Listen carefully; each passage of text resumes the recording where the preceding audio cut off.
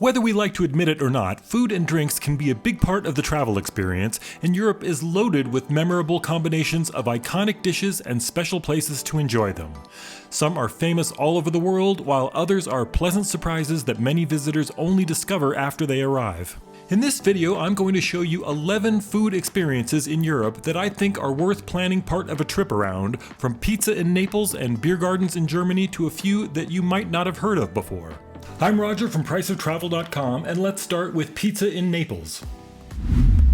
I think most people know that the modern idea of pizza was invented in the gritty southern Italian city of Naples, and pizza lovers from all over the world are tempted by a pilgrimage to where it all began. It's fair to ask whether it could really be worth the trouble to visit a city known almost as much for petty crime and chaos as for pizza itself. In my opinion, the answer is an emphatic yes.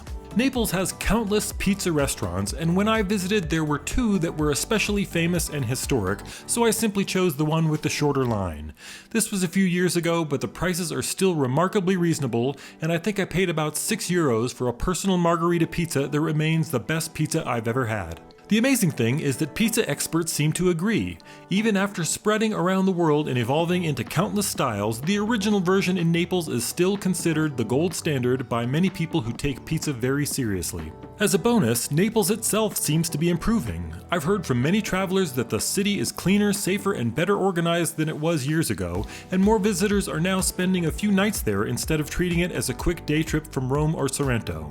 That also makes Naples an excellent base for visiting nearby Pompeii, which is another experience that is absolutely worth the trip.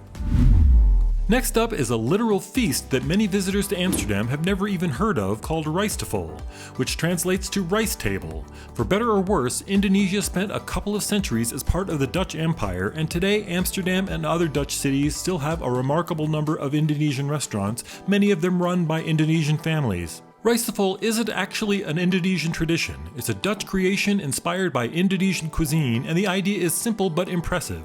You order a bowl of rice, and then a seemingly endless parade of small dishes arrives at the table. Depending on the restaurant, that might mean a dozen different dishes or several dozen, featuring combinations of meats, vegetables, sauces, spices, and flavors that range from sweet and savory to surprisingly spicy. Part of the fun is that most of the dishes will be completely unfamiliar to many Western visitors.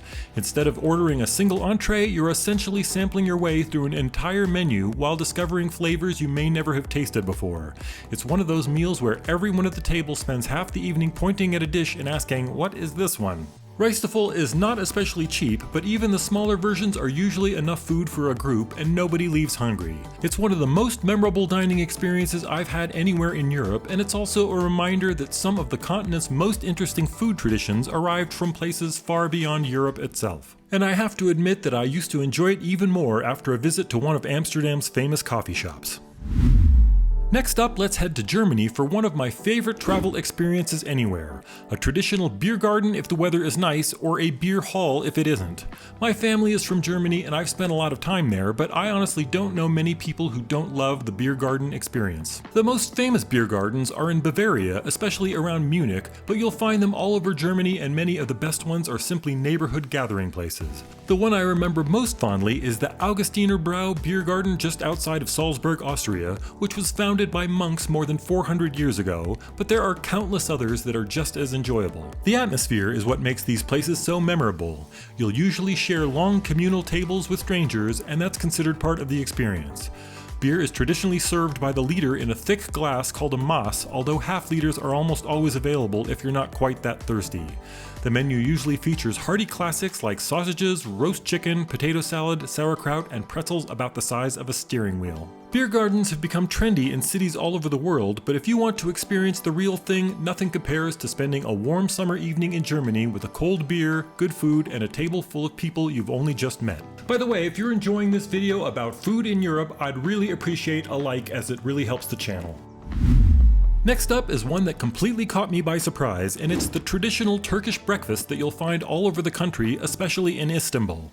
In much of Northern Europe, a typical hotel breakfast is perfectly nice but fairly simple, usually consisting of bread, sliced meats and cheeses, and maybe a hard-boiled egg and some coffee. I actually enjoy those breakfasts, but Turkey takes the whole concept to another level. Instead of a single plate, you're often presented with what feels like a small banquet. Along with fresh bread, you'll usually get several kinds of cheese, olives, sliced tomatoes and cucumbers, jams, honey, nuts, eggs, yogurt, and a variety of spreads and dips that are similar to hummus. It's meant to be a leisurely meal rather than something you rush through before heading out sightseeing. I was traveling alone most of the time, so it always felt a little ridiculous when this enormous spread arrived at my table. I was equally amazed by how much food there was and by how good everything tasted, especially considering it was usually included with a surprisingly inexpensive hotel room. It's one of those travel experiences that never seems to make anyone's bucket list, but after you've had a proper Turkish breakfast, you'll probably be looking forward to it the next morning almost as much as the sightseeing. Next up is one of Spain's most famous food traditions, a tapas crawl. I won't pretend to be a tapas expert, but I enjoyed plenty of them over several trips to Spain, and the ones I remember most were in Madrid. About 20 years ago, just as the guidebooks promised, I would wander into a tapas bar, order a beer for 2 or 3 euros, and a small complimentary plate of food would arrive with it. Then I'd finish my beer, walk a block or two, and do it all over again at the next place. The tapas themselves were usually simple rather than fancy. You might get a slice of bread topped with ham or fish, a few cubes of potato and tomato sauce, olives, or some other local specialty. None of it had to be spectacular because it was all part of the experience, and after visiting a few different bars, I was surprisingly full without ever ordering a proper meal. What I remember most, though, was the atmosphere. Tapas bars were lively, friendly places where people stood around talking, laughed with complete strangers, and lingered over another round. Even as someone who doesn't make friends particularly quickly while traveling, I always found myself chatting with someone before the evening was over. Whether the free tapas are still quite as generous today as they were on my first visits, I honestly don't know. But wandering from bar to bar over the course of an evening remains one of Spain's classic travel experiences, and it's one that I'd recommend to almost anyone visiting Madrid. Next up is one that I suspect many of you have enjoyed yourselves, and that's lunch at a neighborhood bistro in Paris. I consider myself more of a gourmand than a gourmet, so I'm usually a little skeptical of restaurants that seem overly fancy or pretentious. Fortunately, Paris is full of small neighborhood bistros where the food is excellent without taking itself too seriously. I'm on a lifetime streak of something like 80 or 90 amazing meals in a row from random Paris bistros, and I honestly don't know how they do it. Whether it's beef, chicken, fish, or a simple pasta dish, the quality always seems to be on another level. I love Italian food as much as anyone, but for overall consistency, I'd probably put France first. The best part is that you don't have to spend a fortune. Most neighborhood bistros offer a reasonably priced plat du jour or daily special, and I've found that almost everything on the menu is worth ordering. Even the complimentary bread and butter somehow seem better than they have any right to be. One meal I still remember was a simple chicken dish that turned out to be seasoned with Chinese 5-spice. I didn't realize it until I tasted it, and it was absolutely fantastic. That's another thing I love about eating in France. Sometimes the best meals are the ones you never expected. And don't forget the wine. A simple carafe of the house red or white is usually very affordable and almost always far better than its price would suggest. Sitting outside at a corner bistro with a leisurely lunch and a glass of wine is one of those classic Paris experiences that never seems to get old. Next up is the Greek taverna experience, preferably on a warm summer evening with a view of the sea. There are probably Greek restaurants not too far from where you live, so you may already know the food, but somehow everything feels a little more magical when you're actually in Greece. For some reason, I always call them tavernas because that's what the signs out front seem to say if you don't know the Greek alphabet. Most tavernas serve familiar favorites like grilled meats, seafood, fresh salads, dips, and plenty of warm bread, and live music is common during the busy summer months. The food is usually very good, but for me it's really the atmosphere that makes the experience memorable. Sharing a leisurely dinner with family or friends, listening to music, feeling the sea breeze, and watching the sunset over the water is one of those simple travel pleasures that somehow sticks with you for years afterward. Next up are Vlaamse frites, or Flemish fries, which originated in northern Belgium but are also unbelievably popular in nearby Amsterdam, where I've probably eaten them most often. These are nothing like fast food fries. They're thick-cut potatoes that are first cooked at a lower temperature to make the inside soft and creamy, and then fried a second time just before serving to create an incredibly crispy outside. The result is one of those foods that seems much simpler than it really is. They're usually served in a rolled paper cone, and choosing a sauce is almost as important as the fries themselves. Mayonnaise is the traditional favorite, but you'll usually find plenty of other choices, including curry sauce, peanut sauce, and yes, even ketchup if you aren't feeling particularly adventurous. The only downside is that they're almost impossible to resist eating immediately, which means you'll probably burn your tongue on the first fry. I've certainly done it more times than I can count, and somehow it still seems worth it every single time. Next up is pasta in Italy, which admittedly sounds pretty broad until you've actually eaten it there. Most of us grow up thinking of pasta as something served with tomato sauce, Alfredo sauce, or pesto, but in Italy it's a much bigger part of the culture and the variety is almost endless. Depending on where you are, a simple pasta dish might feature outstanding olive oil, local cheeses, cured meats, mushrooms, seafood, or fresh herbs, with just enough sauce to bring everything together rather than cover it up.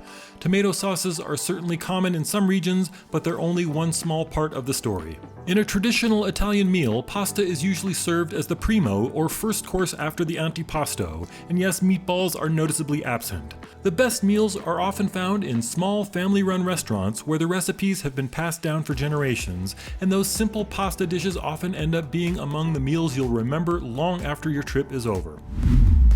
Next up is fish and chips in Britain, and preferably from a small chip shop in one of England's countless seaside towns. You can certainly find good fish and chips in London, but I think most British people would agree that the classic experience is buying them from a traditional shop that's been serving locals and holidaymakers for decades. England's coastline is dotted with charming seaside towns that were packed with vacationers long before budget airlines made Mediterranean beach holidays affordable. Many of those towns have a slightly nostalgic feel today, but almost all of them still have one or two excellent chip shops serving generous portions at surprisingly reasonable prices. Be sure to splash on a little malt vinegar before your first bite, and don't be afraid to order the mushy peas. They sound far less appealing than they actually are, and they're part of the classic experience. Just keep an eye out for the seagulls if you're eating outside, because they've become experts at stealing unattended lunches. If your trip only includes London, don't worry, you can still find a very respectable version at your nearest Wetherspoons pub, where the Friday fish and chips special remains one of the best values in the city. Last up is spending an afternoon in one of Vienna's famous coffee houses, where the pastries are often just as memorable as the coffee itself. Vienna's grand historic center feels elegant and formal, and its traditional cafes have been part of daily life here for centuries. I don't have much of a sweet tooth, which is probably why this one comes last on my list, but when I am in the mood, I don't think there's a better place in Europe. Apple strudel, Sachertorte, fruit tarts, cream-filled pastries, and countless other desserts are displayed almost like works of art, and choosing just one can be surprisingly difficult. The coffee is usually excellent as well, but what I enjoy most is the atmosphere. Nobody expects you to rush. Order a coffee and a pastry, settle into your chair, and spend an hour watching the world go by. It feels like stepping into another era, and it's a wonderfully relaxing way to end a busy day of sightseeing. If you have a sweet tooth, Vienna should be near the top of your European bucket list.